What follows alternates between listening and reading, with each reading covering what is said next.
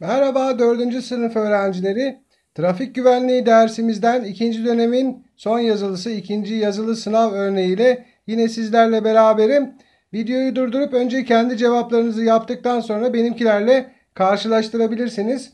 A bölümü doğru yanlış bölümü hemen başlıyorum. Gece açık renk kıyafet giymiş kişiler sürücüler tarafından daha kolay fark edilirler. Doğru. Şuraya bir D harfi yapalım. Toplu taşıma araçlarında yüksek sesle konuşabiliriz. Yanlış. Toplu taşıma araçlarında koltukların kirletilmesi yanlış bir davranıştır. Evet, burada doğru bir cümle kurulmuş. Trafik işaret ve levhaları bilgilendirme, uyarma ve yasaklama gibi anlamlar taşır. Doğru. Sorumluluk bilinci trafik kazalarını önler. Doğru.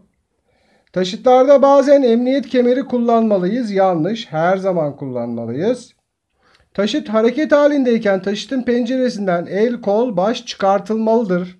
Yanlış. Taşıtların kaldırım tarafındaki kapısından inmeliyiz. Doğru. Yol tarafında kapısı varsa o taraftan inmemeliyiz. Çünkü yan tarafımızdan gelen başka taşıtlar bize çarpabilir. Trafik işaret levhaları sadece sürücüler için konulmuştur. Yanlış. Hem sürücüler hem de yayaları da ilgilendirir. Boşluk doldurma bölümünü yapıyoruz.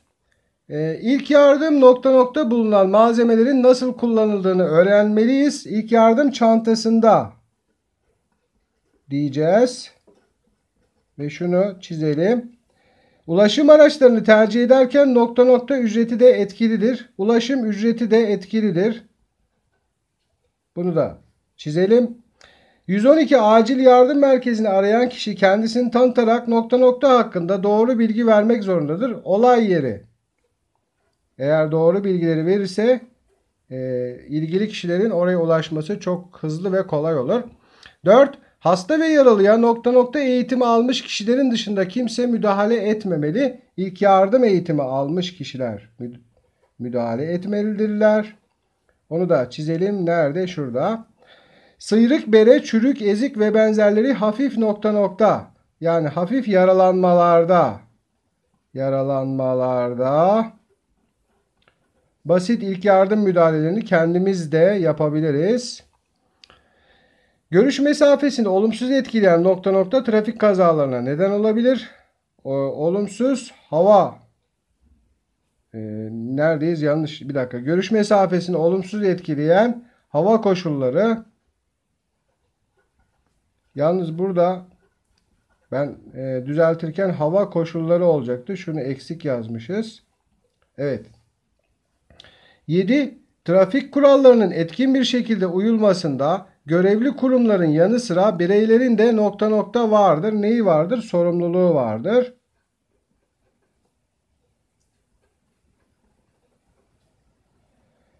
Evet, şu sorumluluğunu da çizelim. Trafik kazalarının sebep olduğu sosyal ve ekonomik sorunlar kişiyi ve nokta nokta etkiler toplumu olacak. Toplumu.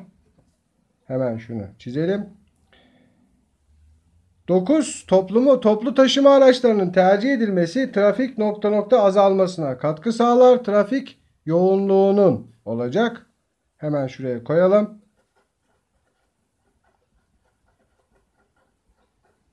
10. Trafik akışını ve düzenini sağlamak nokta nokta görevlerindendir. Kimin? Trafik polisinin diyoruz. Zaten o kaldı.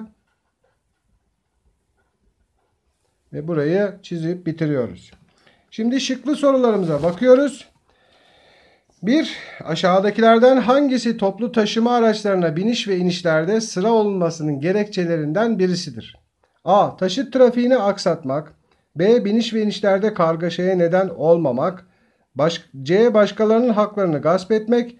D. Trafiğin aksamasını engellemek. Sizler de fark ettiniz. Doğru cevap B seçeneği. Kargaşaya neden olmamak için sıra olması gerekiyor. 2. Aşağıdakilerden hangisi emniyet kemeri kullanma nedenlerinden değildir? A. Aracın içinden fırlamayı önlemek. Evet, doğru. Kaza anında diğer yolculara zarar vermemek. Doğru. Keyifli bir yolculuk geçirmek. İşte bu emniyet kemerini takmanın nedenlerinden birisi değil. Ani frenlerde alabileceği darbeleri önlemek. Bunlar diğer üçü emniyet kemeri takma nedenlerimiz ama C bunun nedeni değil. 3. Aşağıdakilerden hangisi insanlardan kaynaklanan trafik kazalarının nedenlerinden değildir? Şıklara baktığımızda sis insanlarla ilgili değil bir hava olayıdır. Cevabımız C olmalı. 4. Okul geçitlerine veya çocukların oyun alanlarına yaklaşan bir sürücü ne yapmalıdır? Tabii ki yavaşlamalıdır. Oradan geçerken dikkatli geçmelidir. 5. Aşağıdakilerden hangisi tehlikeli oyun alanıdır? Seçeneklerimiz içinde zaten görüyorsunuz. Ana yol tehlikeli bir oyun alanı, diğerleri güvenli yerler. 6. Aşağıdakilerden hangisi trafikte güvenli davranışlardan değildir? A.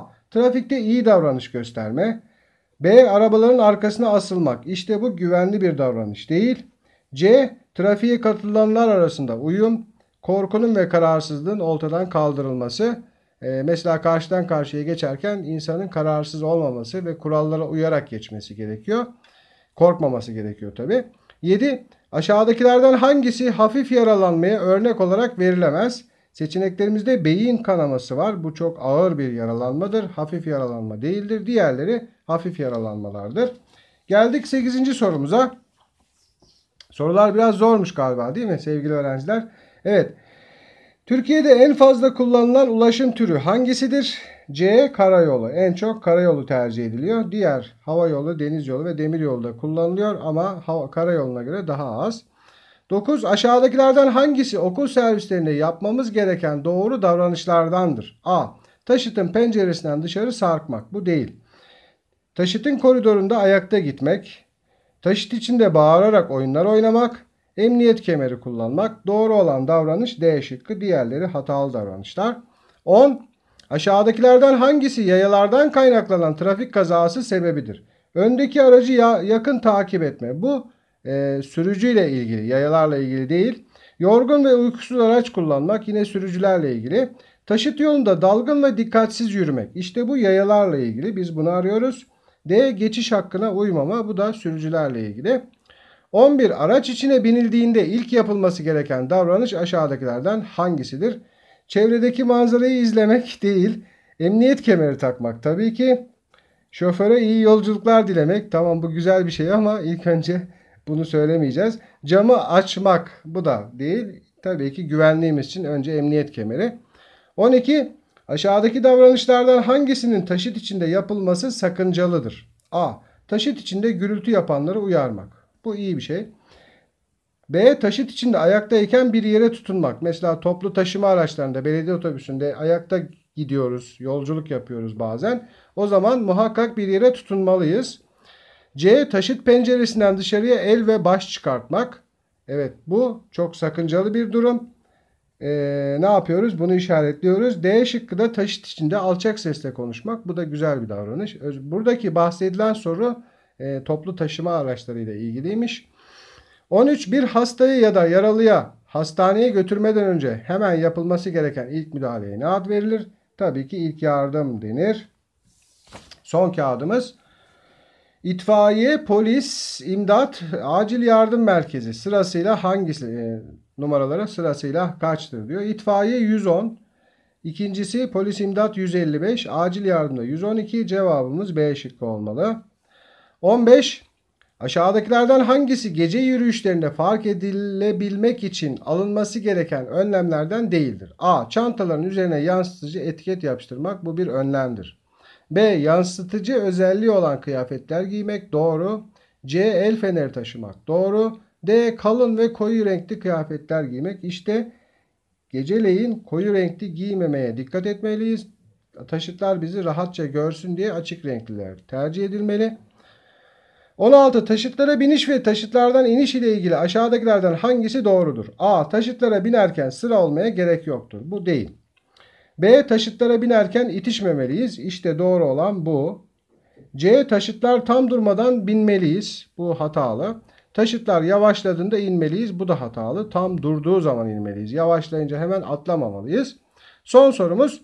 Aşağıdakilerden hangisi taşıtlara binişlerde ve taşıtlardan inişlerde dikkat edilmesi gereken kurallardan değildir? Taşıta binerken ve inerken. A. Taşıtların sağ kapısından inmek. Doğru. B. Arkadan binip önden inmek. Bunu ters yazmışlar değil mi? Bu yanlış. Şimdi işaretleyeceğiz. Diğerlerini de okuyalım. Taşıt tam durduğunda inmek. Doğru. Toplu taşıma araçlarına sıra ile binmek doğru. B şıkkını yanlış yazmışlar. Arkadan binip önden inmek değil. Önden binip arkadan inmek. Zaten doğrusunu söylemeye çalışırken hatalı olan beni bile yanılttı. Sevgili öğrenciler, sınavınızda ve diğer sınavlarda sonsuz başarılar diliyorum. Başka derslerde görüşmek üzere. Hoşça kalın.